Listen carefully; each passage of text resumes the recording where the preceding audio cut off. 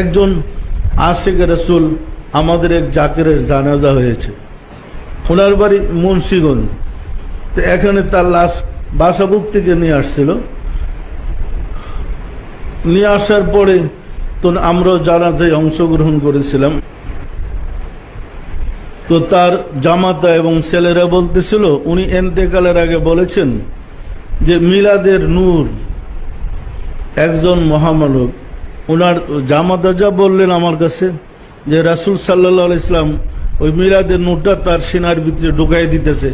এন্তেকালের কিছুক্ষণ আগে সে বলতেছে যে মিলাদের নূর, আমি যে নিয়মিত মিলাদ পড়ি, রাসূল সাল্লাল্লাহু আলাইহি সাল্লাম এই নূর জ্যোতিটা আমার ভিতরে প্রবেশ করে দিচ্ছেন। সে দেখতেছে, মুহূর্তে তার ইন্তেকাল হয়ে গেল। বলতেছিলেন তার জামাত আমাকে, ওই যখন চেহারা থেকে কাপড় সরানো হলো, চেহারাটা খুব সুন্দর দেখা গেছে। মৃত্যুর পরে মৃত ব্যক্তি মনে হয় নাই, চেহারাটা একদম ফুটফুটি। তখন বলতেছিলেন, এই লোকটা না আপনার খুব বেশি আশেক ছিলেন, উনি বেশি আশেক ছিলেন এবং মিলাদ পড়তেন বলেই এই কথাটা বললেন। তার ভিতরে মিলাদের নূর রাসূল সাল্লাল্লাহু আলাইহি ওয়াসাল্লাম ঢুকাই দিয়েছিলেন। সে বলতেছেন যে আমার ভিতরে রাসূল সাল্লাল্লাহু আলাইহি ওয়াসাল্লাম তার ওই মিলাদের নূরটা প্রবেশ করে দিতেছেন। কিছুক্ষণের মাঝে তিনি ইন্তেকাল করলেন। সম্মানিত আশিক রাসূলেরা, তাহলে মিলাদের মাঝে একটা নূর আছে, জ্যোতি আছে, আলো আছে। এই চোখ দিয়ে তো দেখা যায় না। কাগজের মধ্যে যে মিলাদরা লেখা, এ তো কালি দিয়া লেখা। এই চোখ দিয়ে তো দেখা যায় না। চোখ বন্ধ করে আপনি ওই মিলাদরা মহব্বতের সাথে পড়েন। যখন আপনার মধ্যে প্রেম সৃষ্টি হবে, তখন কত রঙের খেলা যে আপনাকে নিয়ে আল্লাহ খেলাই, আপনি নিজেই টের পাবেন। যেমন মিলাদে যে কথাগুলো বলা হয়, অন্তর চক্ষু খুললে, আপনার মধ্যে প্রেম জাগ্রত হলে, ওই যে আব্দুল্লাহ মায়ের জীর্ণ কুটির, এরকম কথাবার্তা আছে তো মিলাদে। যতগুলা পংক্তি আছে, যে কথাটা বলা হয় মিলাদে, ঠিক ওই সিনটা তার খুলে যায় সামনে। কেউ দেখে আমেনা মায়ের কোলে ছোট্ট একটা নূরের শিশু এসে দুলতেছে, হাসতেছে। তার মানে রাসূল যেমন এই জন্ম হইলেন ফুটফুটে নূরের চেহারা নিয়ে, ওই সিনটা কেউ দেখে। রাসূলের জীবনের যে ঘটনাটা আলোচনা করা হয় মিলাদে, আশিক যখন অন্তর্দৃষ্টি দিয়ে চোখ বন্ধ করে অন্তর্দৃষ্টি জাগ্রত করে যখন প্রেমে হাবুডুবু খেয়ে মিলাদ পড়তে থাকে, রাসূলের জীবনের ওই অংশটা তার সামনে বেশি আছে, সে দেখতে পায়। সম্মানিত আশিকের রাসূলেরা, ওই জ্ঞানই বাস্তব জ্ঞান। আপনি যদি নূরের রাসূলকে আপনার নূরের চোখ দিয়ে দেখেন, তখন আপনার মধ্যে আর কোনো প্রশ্ন থাকবে না রাসূল কি, রাসূল কে, উনি আছেন না নাই। এই সমস্ত প্রশ্নের সব অবসান আপনার জীবনে ঘটে যাবে। আর উহা বাস্তবে পাওয়ার জন্যই আমরা কিন্তু এই তালিমের ব্যবস্থা করেছি। অন্তর্দৃষ্টি খুললে পরিষ্কার দেখা যায়, বোঝা যায় একজন আপনার সাথে কথা বলতেছে বা কোনো প্রসঙ্গে বলতেছে। আপনি দেখেন টিভির সামনে যেমন সেনটা চলে আসতেছে টিভির পর্দায়, সাথে সাথে আপনার চোখের সামনে পর্দাটাই ওই সেনটা চলে আসতেছে। একদম পরিষ্কার দেখা যায়, বুঝতে কোথাও যেতে হয় না।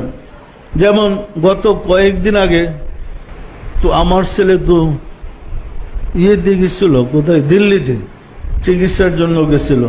তো হজরত শাহ নিজামুদ্দিন আউলিয়া রহমতুল্লাহ আলাইহির মাজারে জিয়ারতে গেছে। তো যখন সে জিয়ারত করে বেরিয়ে আসছে, এমন সময় ওইখানের যে প্রধান খাদেম তাকে ডাইকে নিয়ে বসেছে।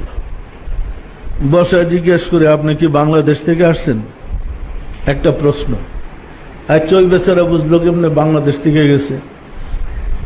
এরপরে বললেন, আপনি কি ঢাকা থেকে আসছেন? এরপরে বলেন, আপনি আরামবাগ থেকে আসেন নাই? এরপর উনি গল্প করতে শুরু করলেন ওলি আল্লাহদের শান সম্বন্ধে। পৃথিবীতে কয়জন আবদাল,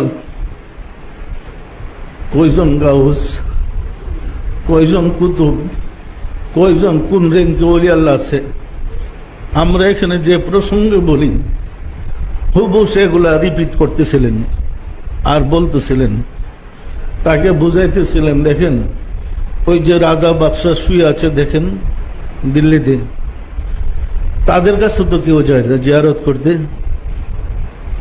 বড় জোর বড় অনুষ্ঠানে গেলে তারা উল্টা খাওয়াই দেয়। আর এখানে মিষ্টি নেয়া যে যা সমর্থন আছে নিয়ে দেখেন সব সময় জিয়ারতের ভিড় লেগে আছে, কান্দাকারি করতেছে, তুকফা নিয়ে আসতেছে। তাহলে রাজা বাদশার চেয়ে ওলি আল্লাহর মর্তবা কি বেশি নয়? আমার ছেলে বলতেছিল যে কমপক্ষে 1.5 ঘন্টা উনি আমাকে বসায় রেখে এত সুন্দর করে আলোচনা করতেছেন। আসলে ওই বেচারা জানলো কেমনে? সে আরামবাগ থেকে গিয়েছে, সে তো বলতেছে নেই, সে তো মাত্র জিয়ারত করে আসছে। সম্মানিত আশেক আর রাসূলেরা, আপনিও যদি সাধনা করে অন্তর্দৃষ্টি জাগ্রত করতে পারেন, আপনাকে বুঝতে দূরে কোথাও যেতে হবে না। আর ওই বিশেষ জ্ঞানটা লাভ করার জন্যই আমরা নিয়মিত এখানে তালিমের ব্যবস্থা করেছি। আপনারা যদি নিয়মিত মুরাকাবা করেন, আপনি রাসূলকে বুঝতে, রাসূলকে জানতে, রাসূল সাল্লাল্লাহু আলাইহি ওয়াসাল্লামের পরিচয় লাভ করতে আপনাকে অনেক কষ্ট করতে হবে না। আপনার অন্তর্দৃষ্টি খুললে আপনার থেকে মদিনা অনেক দূরে, এটা মনেই হবে না। মনে হবে যে আপনি সামনে মদিনা থেকে দেখতেছি। এমন তো হাজার হাজার মাইল দূরে, কিন্তু যখন মুরাকাবায় চোখের পর্দাটা খুলবে, কলবের জ্ঞান যখন জাগ্রত হবে, বৈশা দেখুন আপনার সামনে মদিনা, মদিনার সাথে সোজা আপনার একটা রাস্তা হয়ে গেছে, রওজাতে রাসূল কি করতেছে দেখতেছেন। এই যে বিশেষ জ্ঞান, এই জ্ঞান রাসূলের ছিল, এবং এই জ্ঞান দিয়ে রাসূল সাল্লাল্লাহু আলাইহি ওয়াসাল্লাম বর্বর আরব জাতিকে আদর্শ চরিত্রবান করতে সক্ষম হয়েছিলেন। সকল যুগে নবী রাসূল এবং মহামানবগণ এই বিশেষ জ্ঞান দিয়া, এই আলোর জ্ঞান দিয়ে মানুষকে আলোকিত করেছিলেন। সম্মানিত আশিকের রাসূলেরা, এই যুগেও আমরা যদি ওই বিশেষ জ্ঞান অর্জন করতে পারি, কলবকে জাগ্রত করতে পারি, কলবকে আলোকিত করতে পারি, এখানে বসি সমস্ত জগতের তথ্য অবগত হওয়া সম্ভব। সম্ভব না? সম্ভব না, কিন্তু অন্তর্চক্ষু খুলতে হবে।